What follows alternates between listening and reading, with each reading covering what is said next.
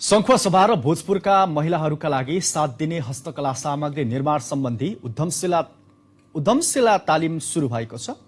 अलैँचीका सारबाट 7 दिने हस्तकला सामग्री निर्माण सम्बन्धी उद्यमशीला तालिम सुरु भएको हो।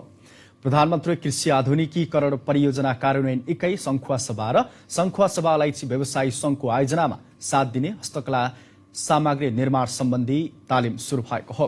अलैँचीको सेराबाट झोला, पर्स, फोटो फ्रेम, टोपी लगायतका विभिन्न सामग्री बनाउन सकिने बताइएको छ। तालिमको उद्घाटन गर्दै प्रधानमन्त्री कृषि आधुनिकीकरण परियोजना कार्यान्वयन इकाइ संखुवा सभाका प्रमुख नवराज गुरुङले जंगलमा खेर गइरहेको अलैँचीको सेराबाट महिलाहरूलाई उद्यमी बनाई आय आर्जन वृद्धि गर्न तालिमको आयोजना गरिएको बताउनुभयो। हस्तकला सामग्री निर्माण सम्बन्धी उद्यमशीला तालिमले स्थानीय स्तरमा खेर गइरहेको कच्चा पदार्थले स्वदेशी उत्पादन र वातावरण मैत्री उत्पादनमा सहयोग पुग्ने प्रमुख गुरुङको भनाइ छ।